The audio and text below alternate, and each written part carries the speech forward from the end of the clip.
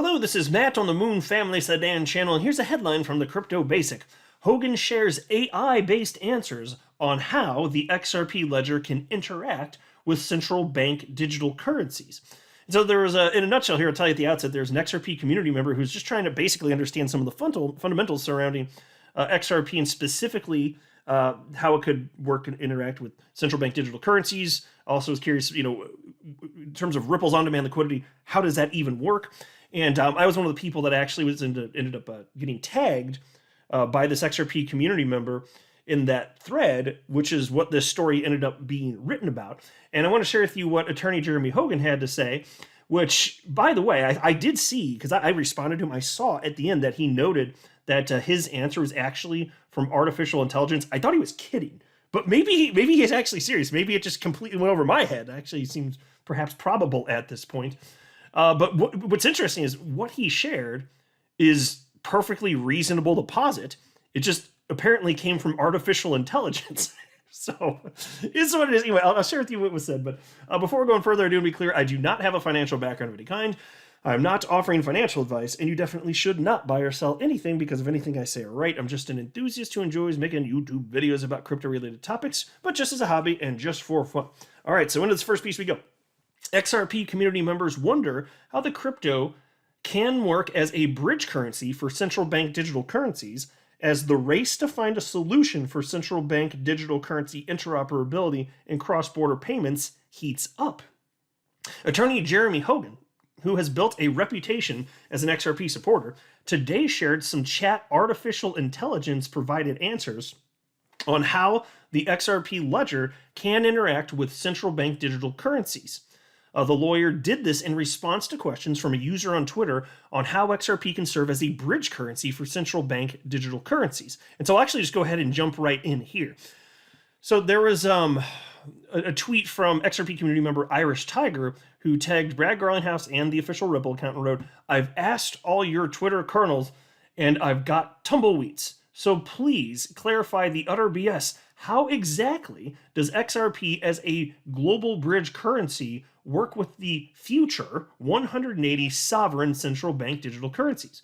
That's the only way I can figure what its value might be." And so he's noting there that in the future, and I think he's right about this, every fiat currency on the planet is going to have a central bank digital currency. And that's alarming in some ways. And I get there's all sorts of reasons that the technology actually could be promising a new representation of like the United States dollar, pick your fiat currency. I'm more concerned about tremendous overreach.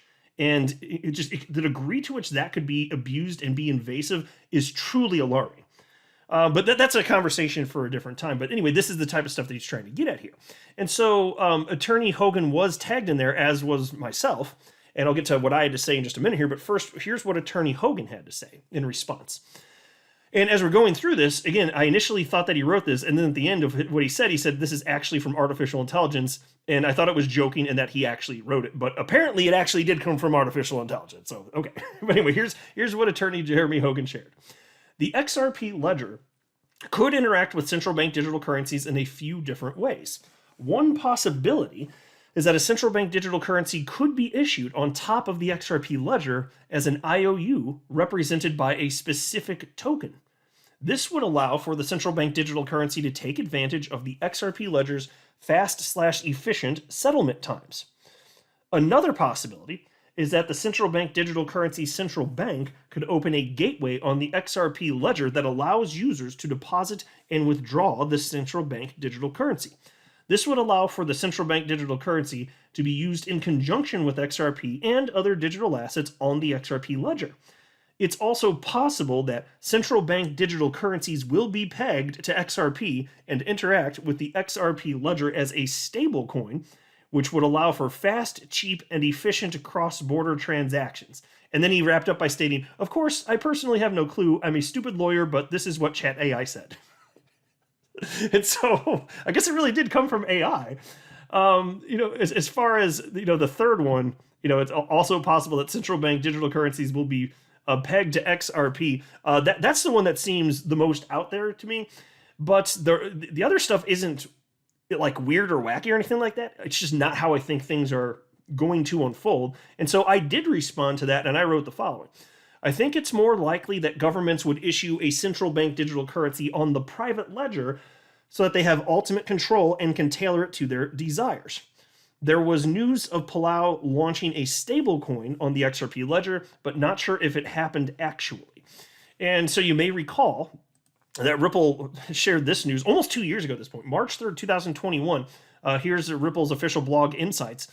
Ripple pilots a private ledger for central banks launching central bank digital currencies. And I don't need to go, I've covered this many times before, but they do note within this article, as you can see on your screen right here in particular, for those of you looking at the screen, you can see that the reason that they're doing this and interested in doing this is because these central bank digital currencies, which are an inevitability, I do think Ripple's right when they're considering that to be the case, they aren't by the nature of them existing interoperable. And so you do need something to bridge these cryptocurrencies to convert from one to another, and XRP is perfectly suited for that. That's the plan.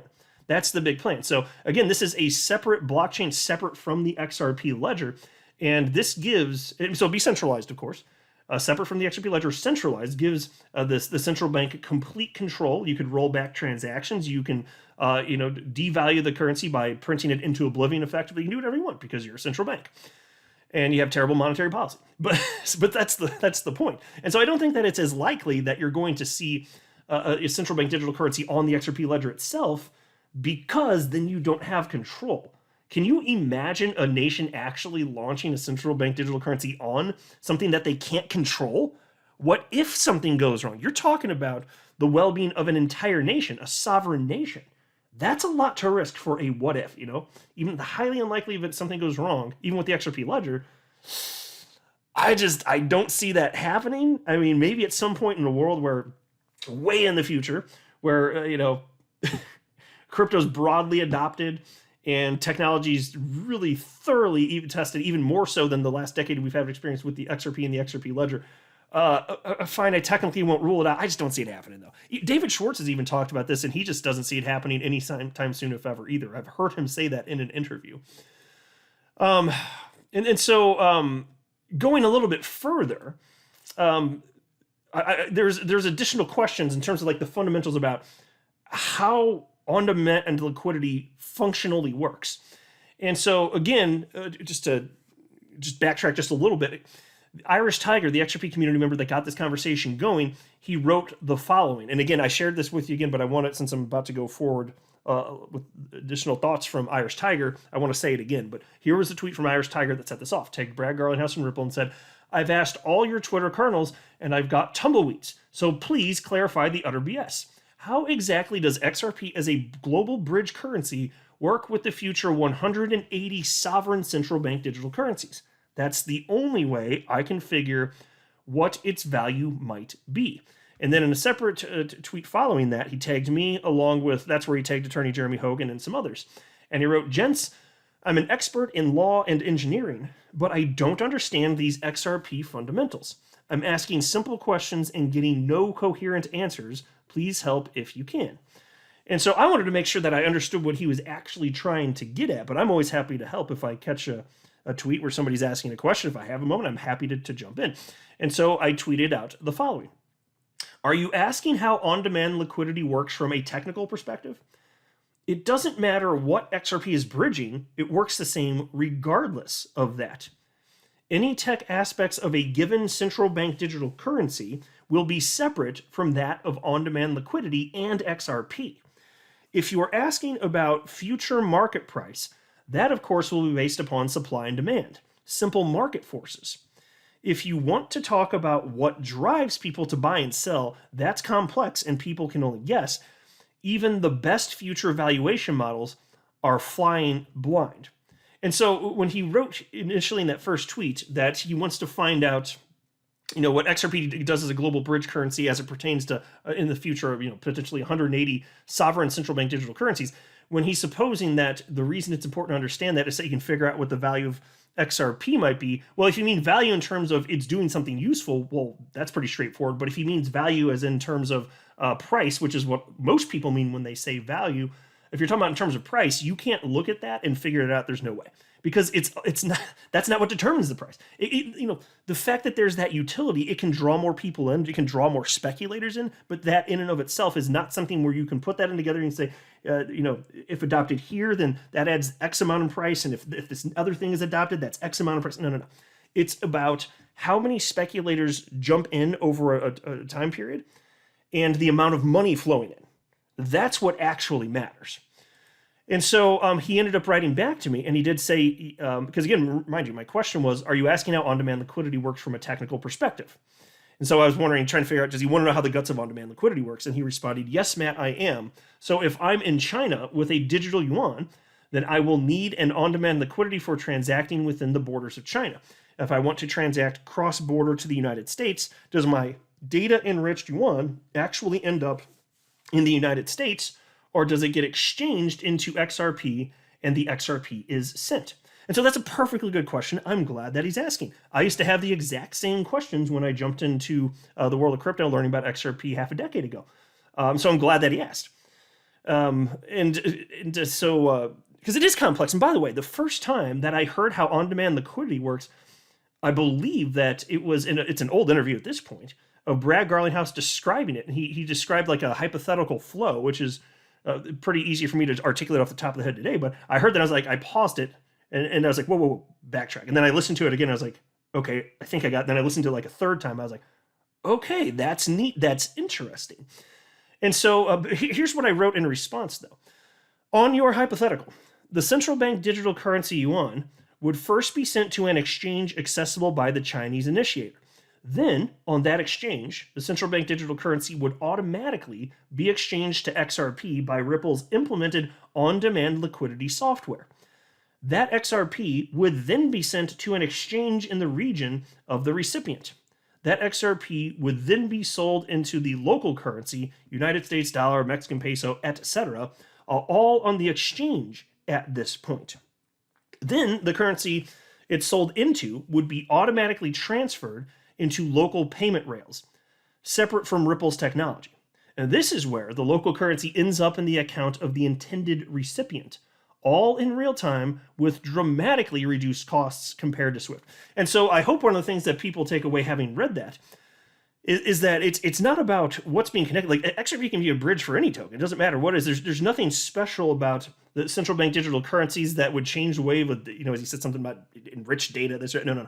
It's that the asset is converted into XRP, sent to the destination region, and then it goes into the destination fiat currency. Because it could be the United States dollar, Mexican peso, pick your currency. The Thai baht, doesn't matter. And it is amazing stuff. You're talking, literally on tap liquidity. That's what this is. And then Irish Tiger wrote back and said, Rockstar, thanks very much for that, Matt. Now I can see where the value will come from for XRP. And so I'm glad I was able to answer his question. But I did want to note something additionally. And so I responded to him and I wrote, and I do appreciate the kind words, of course, but I said, you don't have to and shouldn't solely count on Ripple's on-demand liquidity for XRP to be valuable. It's about the totality of value resulting from the entire XRP ecosystem. Ripple's on-demand liquidity is an important part. I'm a fan, but it's just a piece. It's not the end-all be-all. And I do firmly believe that. It's about the totality of the entire XRP ecosystem, and this is one use case, an important use case, I think arguably the most well-known use case for XRP, but not the only one. XRP's long-term viability is not dependent upon the success of Ripple's on-demand liquidity. That's a fact. That is the truth. And now it is finding success. So that's exciting because that's really good for XRP holders long-term, I do think. But that's not the only thing here. And so that's the only thing that I wanted to point out here. But again, like I said, you can't just look at this use case and then figure out, okay, that's going to drive X amount of dollars. It's not how it works. It really isn't. It's just, it's actually in one way more simple than that. It's just humans speculating. And yes, these are the reasons that they'd be willing potentially to buy if there's more use cases. Sure, I agree with you on that. But that doesn't mean you know how much money they're going to put in. And when it comes to on-demand liquidity, it's not that it has to be a certain price, because that's what would be required for big transactions for Ripple's on-demand liquidity. It's more like if there's a high price and sufficient liquidity, then XRP can be used for all sorts of transactions, increasingly larger and more transactions via on-demand liquidity. It's not that the price has to be high. It's that if the price is high, then you can use it, via increasingly larger transactions for Ripple's on-demand liquidity. And liquidity is actually more important than price.